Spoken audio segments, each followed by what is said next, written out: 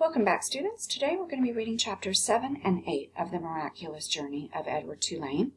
Before we get started with our read aloud, I want to preview a couple of really important vocabulary words.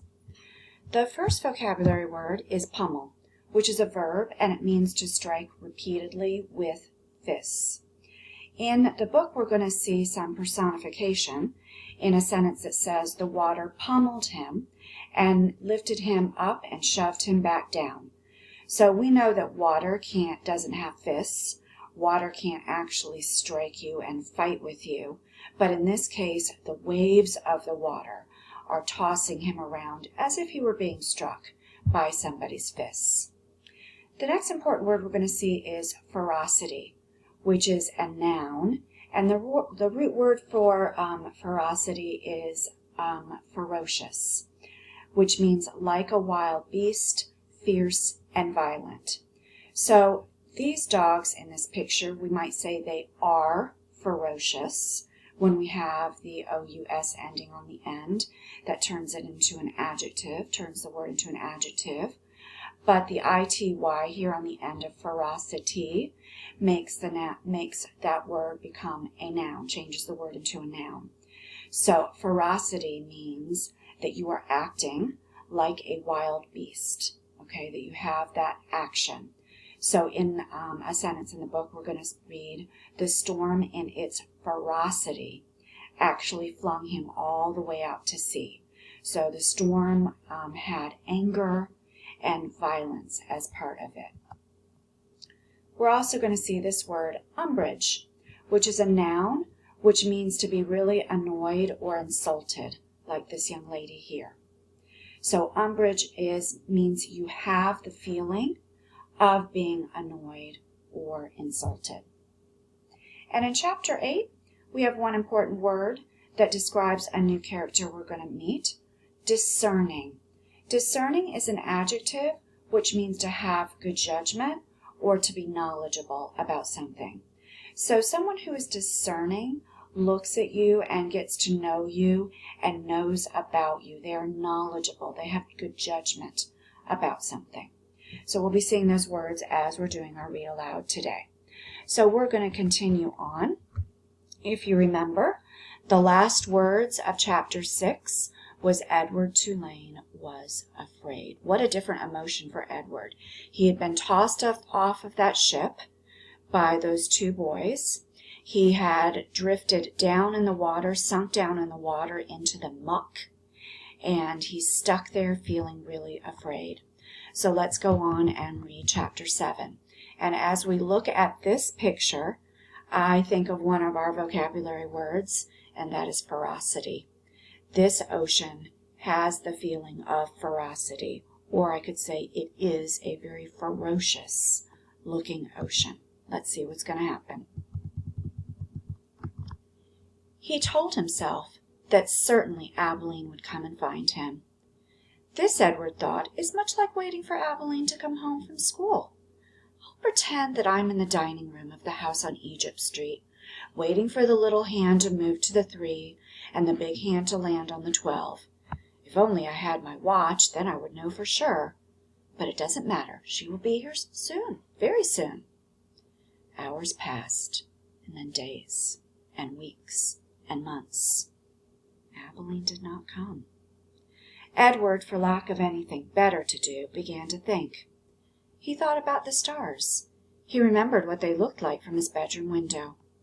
What had made them shine so brightly, he wondered, and were they still shining somewhere, even though he could not see them? Never in my life, he thought, have I been farther away from the stars than I am now.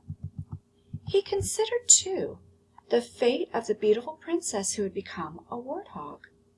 Why had she become a warthog? Because the ugly witch turned her into one. That was why. And then the rabbit thought about Pellegrina. He felt in some way that he could not explain to himself that she was responsible for what had happened to him. It was almost as if it was she, and not the boys who had thrown Edward overboard. She was like the witch in the story. No, she was the witch in the story. True, she did not turn him into a warthog, But just the same, she was punishing him, although for what he could not say.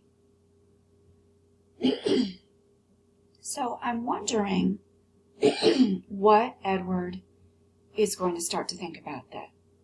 Why is he thinking about Pellegrina? Why does he think she was punishing him, even though she didn't throw him into the sea? What does Pellegrina think about him? So I bet we're going to find some more out about that. On the 297th day of Edward's ordeal, a storm came. So a whole year has 365 days. So he's almost been in the ocean for a whole year, and now a storm came. The storm was so powerful that it lifted Edward off the ocean floor and led him in a crazy, wild, and spinning dance. The water pummeled him and lifted him up and shoved him back down. Help, thought Edward.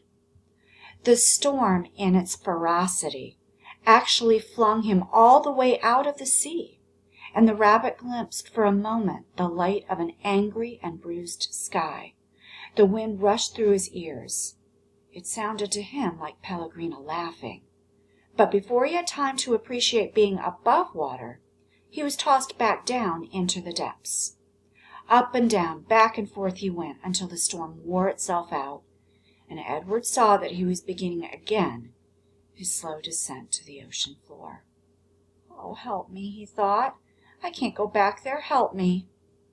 But still, down he went. Down, down, down. And then, suddenly, the great wide net of a fisherman reached out and grabbed the rabbit. The net lifted him higher and higher until there was almost an unbearable explosion of light, and Edward was back in the world, lying on the deck of a ship, surrounded by fish. "Hey, what's this?" said a voice. "Ain't no fish," said another voice, "that's for sure." The light was so brilliant that it was hard for Edward to see. Remember, Edward was in the dark, dark ocean, and now he's suddenly up on land or up on a boat. So it must seem really bright there. It's kind of like when you wake up and you open up your eyes and you turn on the light in your room. How do you feel for a few seconds, right? It's hard to see. So the light was so brilliant that it was hard for Edward to see. But finally, shapes appeared out of the light, and then faces. And Edward realized that he was looking up at two men, one young and one old. "Looks like some toy," said the grizzled man. He bent and picked Edward up and held him by his front paws, considering him. "A rabbit, I reckon. It's got whiskers and rabbit ears, or the shape of rabbit ears at least." "Yeah, sure, a rabbit toy," said the younger man, and he turned away. "I'll take it home to Nellie. Let her fix it up and set it to rights. Give it to some child." The old man placed Edward carefully on a crate, positioning him so that he was sitting up and could look out at the sea. Edward appreciated the courtesy of this small gesture, but he was heartily sick of the ocean, and would have been satisfied never to set eyes on it again. "There you go," said the old man.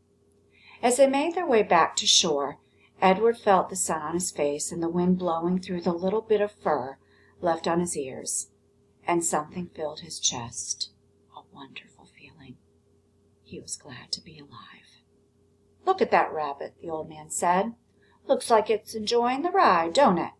"Oh, yep," said the young man. In fact, Edward Tulane was so happy to be back among the living that he did not even take umbrage at being referred to as it. So Edward Tulane is feeling so happy and grateful to be back on a boat, to be back amongst people and not stuck down in the muck of the ocean, that he doesn't even take umbrage. He isn't even offended that the fact that this man is calling him it. You know, when we talk about a toy, we talk about it. So, and we know that Edward doesn't really consider himself a toy, right? He thinks of himself as something like a real person. So he's just so happy that he's been rescued that he's not even going to be offended that they're calling him it, just a regular old toy. Chapter 8.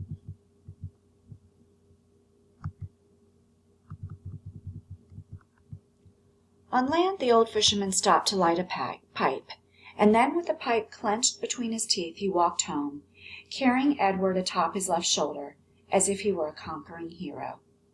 The fisherman balanced him there, placing a calloused hand at Edward's back. He talked to him in a soft, low voice as they walked. "You'll like Nellie, you will," said the old man. "She's had her sadness, but she's an all right girl."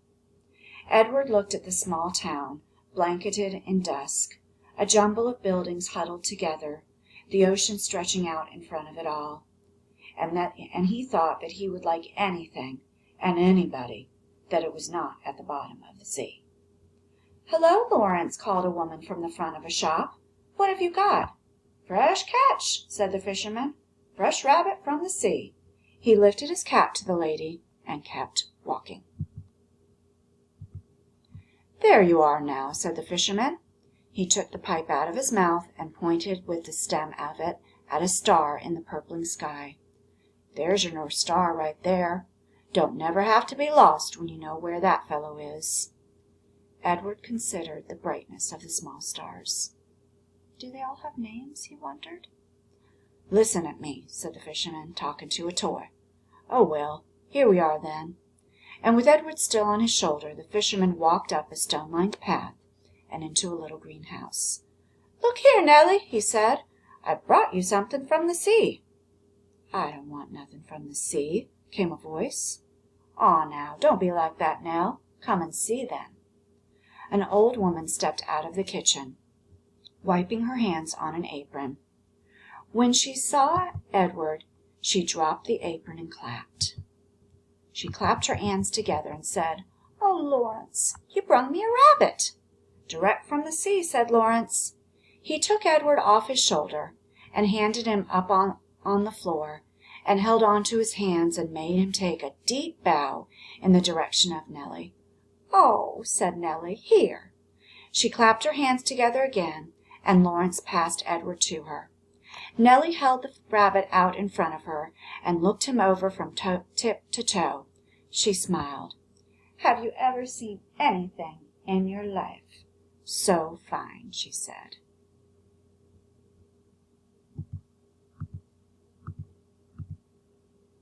So here's a picture of her holding the rabbit in their little house, Nellie and Lawrence.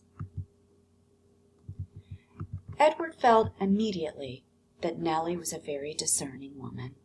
"She's beautiful," breathed Nellie. For a moment Edward was confused. Was there some other object of beauty in the room? "What will I call her? Susanna?" asked Lawrence. "Just right," said Nellie. "Susanna."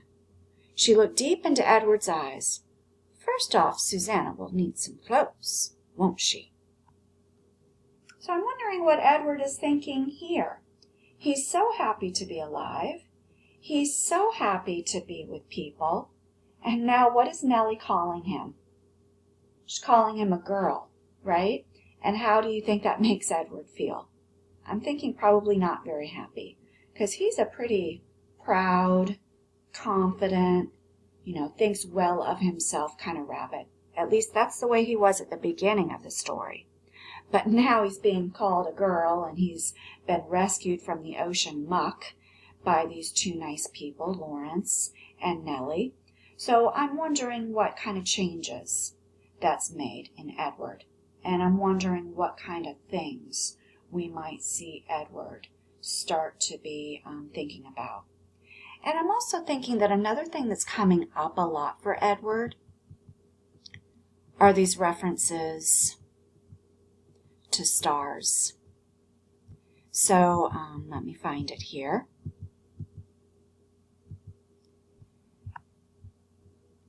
When Edward gets on the boat and the fisherman, Lawrence, is carrying him, the fisherman first of all puts him up so that he can see the sky.